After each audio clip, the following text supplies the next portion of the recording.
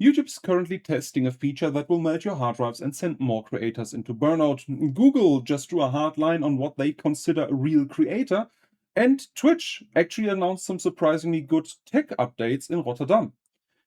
Plus, we need to talk about Tom Scott.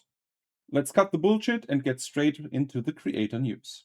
We already know about A/B testing for thumbnails and titles. However, multiple sources are reporting to us and showing us screenshots of their own channels that YouTube is testing this for entire video files. The screenshot clearly shows an updated interface where it says compare your titles, thumbnails, and videos. You can literally upload multiple different video files for one single publish, and the algorithm will A/B test the actual content regarding watch time. We've also seen a different interface detailing 3 different retention graphs to emphasize how important viewer retention is for YouTube right now.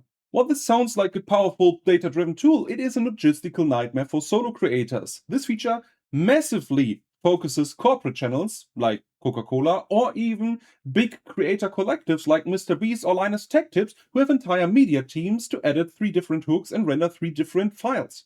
If YouTube starts favoring channels that can afford A/B testing entire video files, solo creators are going to be let in the dust. You cannot let these platforms trick you into tripling your editing time just for a single upload. Guard your time, or it will absolutely burn you out. Moving on to the wider Google ecosystem, YouTube just announced Google search profiles for YouTube creators, allowing you to organize all your platform links directly on a search card.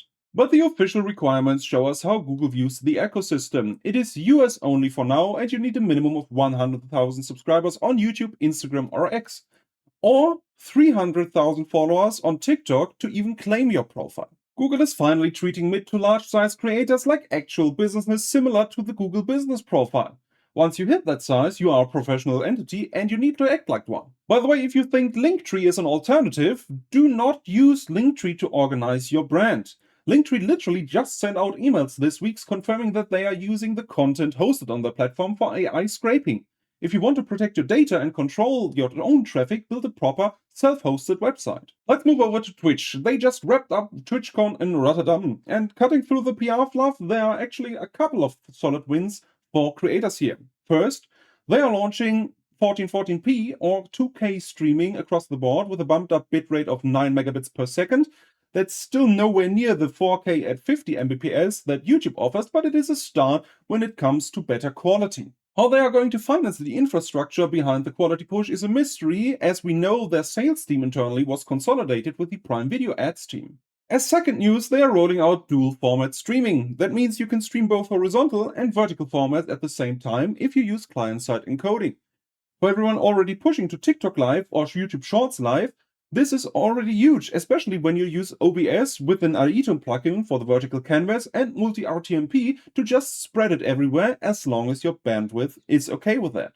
And thirdly, credit where credit is due. If you're a streamer in a Eurozone country, Twitch is dropping the 1 to 2.5% currency conversion fees for SEPA payouts.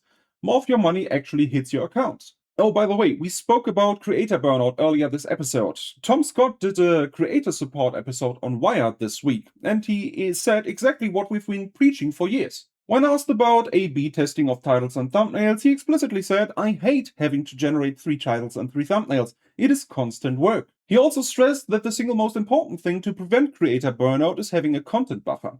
You cannot survive the algorithm living upload to upload. This exact mess is the reason we are building the kw.hub.